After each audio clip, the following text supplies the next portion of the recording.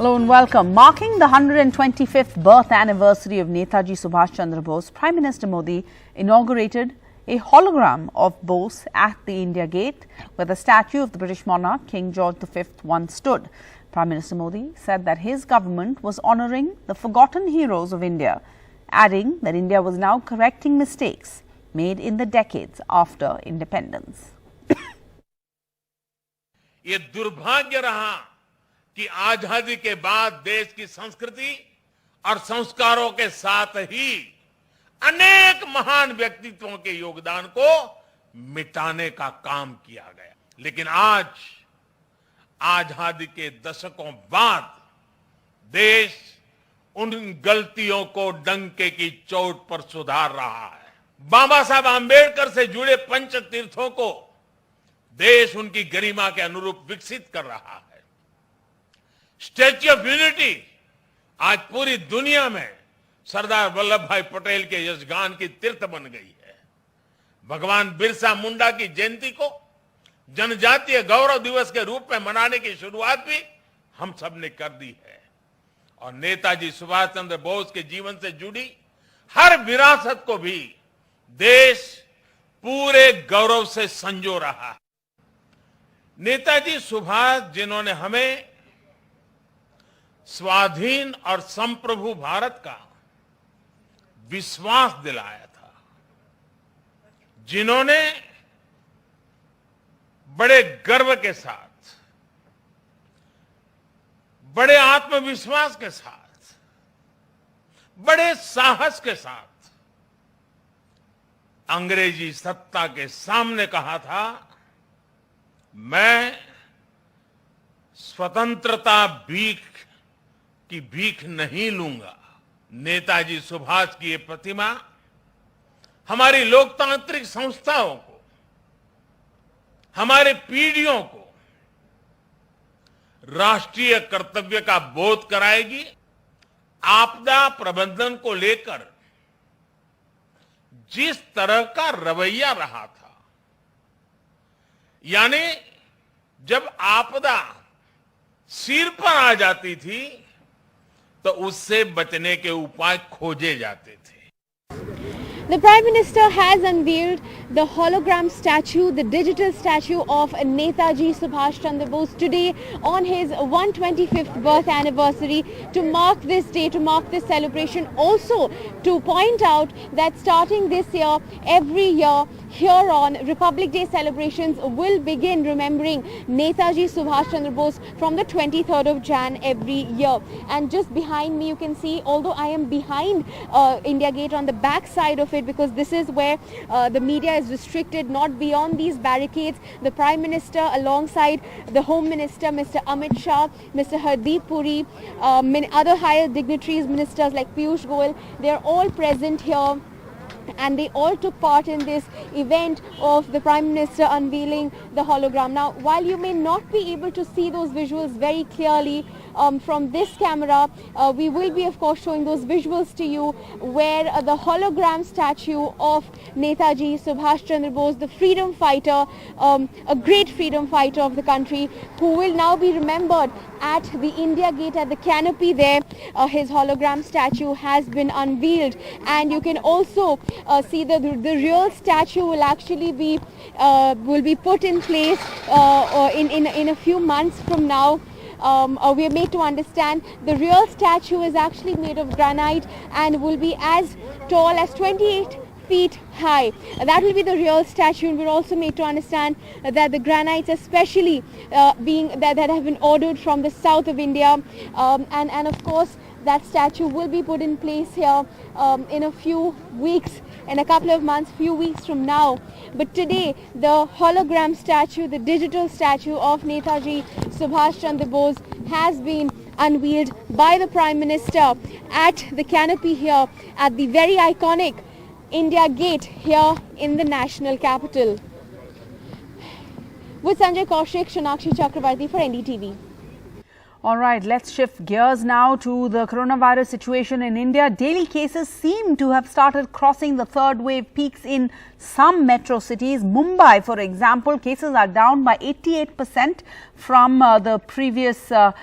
2,550 new cases. That's 28% down from yesterday. The positivity is down to 5.54 on Sunday, down from 30% reported 16 days ago. Maharashtra has reported about 40,000 new cases and 44 deaths in the state today. That's less than the 48 deaths reported on Saturday and 46,000 cases reported on Saturday. And today the government says that no new cases of the Omicron variant have been reported from the state. Meanwhile, in the national capital has reported 9,197 new coronavirus cases in the last 24 hours. The positivity rate stands at 13%. That's down by 3% from Saturday. New cases have decreased. The positivity rate has also decreased by 3%, and 34 patients died in the last 24 hours. On Saturday, we reported 40 patients dead. But the only anomaly to this seems to be Karnataka and Bengaluru specifically, where daily new cases have crossed 50,000 in Karnataka. Bengaluru has reported over half of those cases. The positivity rate in the state still hovering at 22%. Karnataka reported more cases today than Maharashtra. Maharashtra has been the hardest hit state in the last 1 month. And the COVID-19 pandemic has taken a huge toll on retail businesses with a diminishing footfall in commercial marketplaces. Shrija now reports from Bengaluru, where, unable to pay bills, small retailers are going under.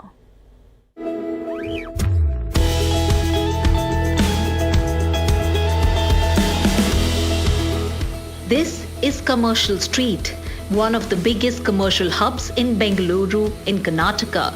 The 550-meter stretch hosts about 489 shops.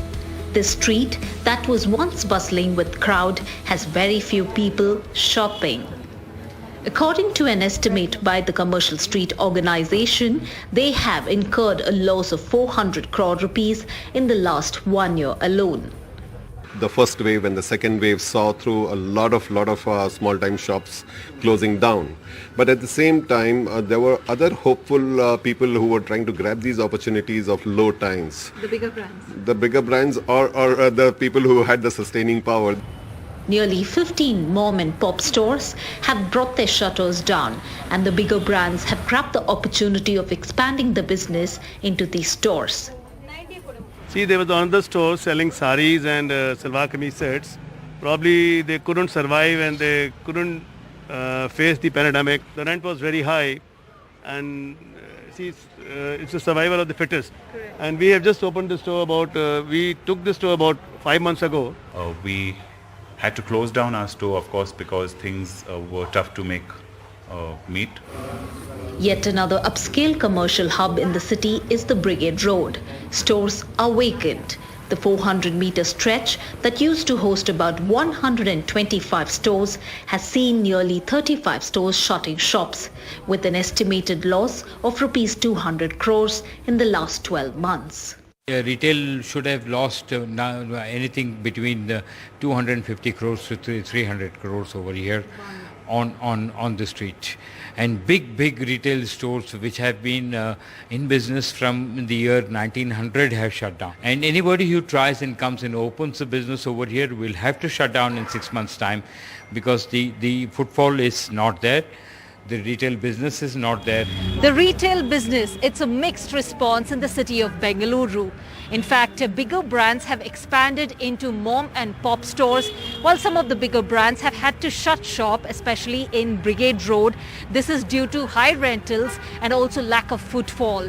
Some of the shopkeepers that we had spoken to the mom and pop stores, what they say is that they would make a comeback, especially to the commercial hubs, once the pandemic ends. In Bengaluru, with camera person Kumar, Shrija for NDTV.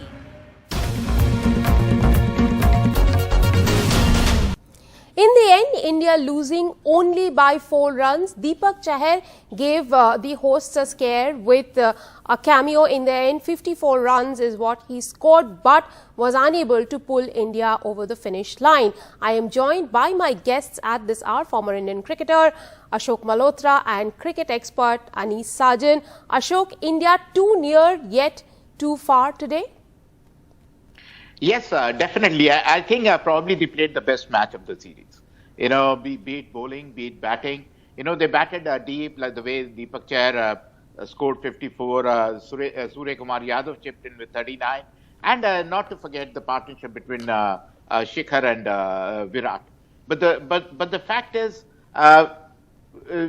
in the end, it was a whitewash. It was absolutely a whitewash for India. And I would say, again, Rahul saying, it is everybody to see. Of course, everybody is seeing it, and they are not very comfortable the way India has been playing. Because, not to forget, South Africa is playing with the two main bowlers short, Nokia and Rabada. So they'll be, their bowling strength will be doubled the moment these two will come back. So India almost at full strength except for Rohit Sharma. So definitely, and one more thing which Rahul Dravid must be tearing his hair out, the way Rishabh Pant once again got out. You know, We'll talk about Rishabh Pant. We'll talk about Rishabh Pant and the way the middle order once again was exposed today. But Anis, 3 half centuries in the chase of 288. Where, according to you, did India fall short? Well, the third half century was just a flash in the pan without taking anything away from Rahul Chahar. You don't expect him to win matches for you. I'm disappointed with the way both Dhawan and Virat, both Dhawan as well as Virat Kohli did the same mistake what they did in the first match. You are experienced batsmen. You know to finish games. You have done it in the past. And like Rahul mentioned, they repeated the same mistakes time and again. And the middle order, I'm afraid Shreyas Iyer had 3 opportunities. He did not grab it. Well, Deepak Chahar brought us back in the game. But if you have to, summarize, I hope this is an eye-opener for everybody and especially for the selectors to go back and make Mr. Virat Kohli as India's captain. Well, we really don't know whether that will happen. But Ashok, coming back to you, Shikhar Dhawan and Virat Kohli had a 98-run stand. Would you then say that it was up to them to finish this match because the lower order and the lower middle order today looked relatively inexperienced? One of them should have stayed till the end. And Virat is known to do that. You know, although he is still not himself. Believe you me, the way he came in, he was playing airy-fairy shots, although he settled down.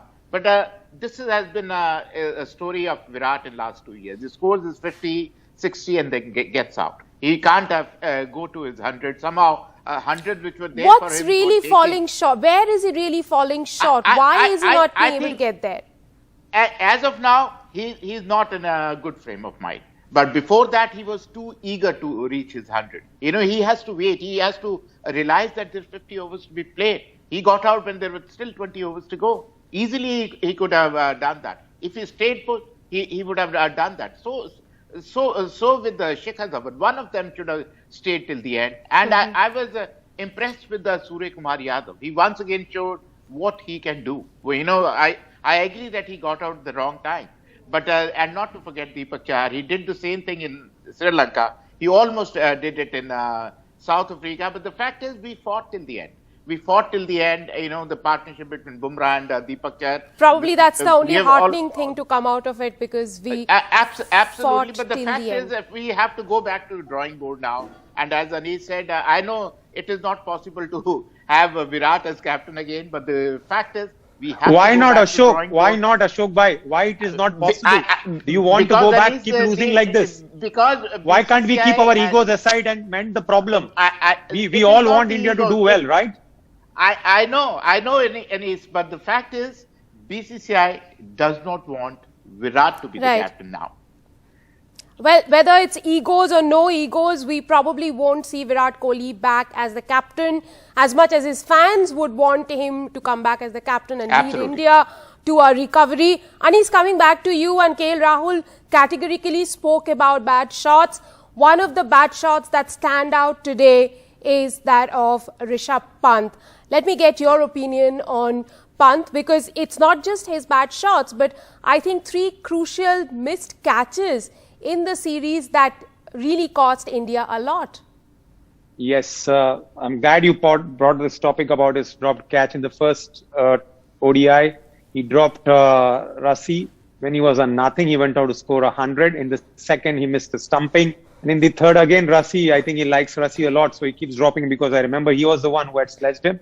And now when you come to his batting, Rika, you know what, it's difficult to pinpoint, because sometimes you say that's the way he plays. But today I remember when he came on to bat, I clearly remember Virat Kohli saying, last ball hai, sambhal ke khelna. Be careful, it's the last ball. And what you see, he jumps down and offers a catch. So when it comes out, it looks pretty. When it doesn't come up, it looks bad. And today it looks very bad. Ashok, I remember Virat Kohli in a press conference when we were speaking about Rishabh Pant.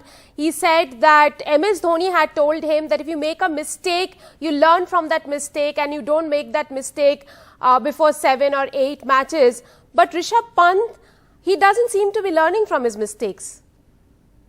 But somebody has to speak to him, Rika. Be it the coach, be it the batting coach, be it the skipper. Somebody has to speak to him. He can't keep doing harakiri. You know, when he puts his mind to it, he can play good knocks like he played in the last match. He hung around for 20-21 balls and then he started playing his shot. We know he has the shot, but you can't do harakiri. Like what he did today is unforgivable. It's something like which he did in the second test match as well. You know, so it is unforgivable. How can you do that? Your wicket has fallen. And very next ball you lose a wicket. Ashok, we have very little time. We have very little time on the discussion. I'll have to ask you this one final question. This series is done and dusted. India has endured a whitewash in South Africa. Now they are going to play the West Indies. What next? How do they stage a turnaround? Rest most of the players in this team? I think I go for fresh blood. Because West Indies is not the strongest team. So go for the fresh blood. Give a chance to Ruturaj Gaikwad. Give chance to other people. You know, like Surya Kumar Yadav should be a regular. So definitely you have to try the guys. Even somebody like Harshad Patel should be tried as a medium pacer. So try new blood. You know, now you got home series which you are supposed to win. So try this fresh blood and hope things fall in place. And I hope Rahul Dravid has a direction to take India to different levels. Right, and probably India is able to rest some of those seniors who are mentally and physically tired after this long tour and series of losses. Thank you very much, gentlemen, for joining me on the broadcast. With that, a wrap on Turning Point. Thank you very much for watching.